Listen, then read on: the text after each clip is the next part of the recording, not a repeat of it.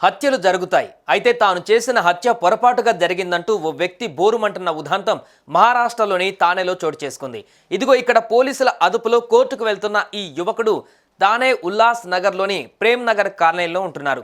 అతను తన 3 ఏళ్ల మేనకోడలని ఎత్తుకొని సరదాగా ఆడుకోవడం మొదలుపెట్టాడు. ఆ క్రమంలో అదే సరదాతో ఆ చిన్నారి చెంప మీద ఒక్కటిచ్చుకున్నాడు. అతను కొట్టిన దెబ్బతో ఆ పాపకి ఏం కాలేదు, కానీ ఆమె తల వెళ్లి కిచెన్ స్లాబ్కు సపోర్ట్గా పెట్టి ఉన్నటువంటి రాతి దిమ్మకు తగిలింది.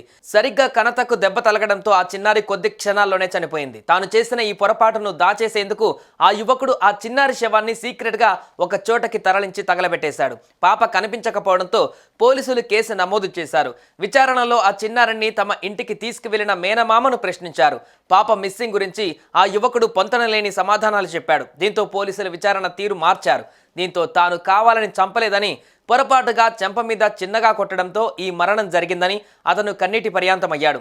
ఎలా జరిగినా మరణం జరిగింది కాబట్టి పోలీసులు ఆ యువకుడిని అరెస్టు చేశారు.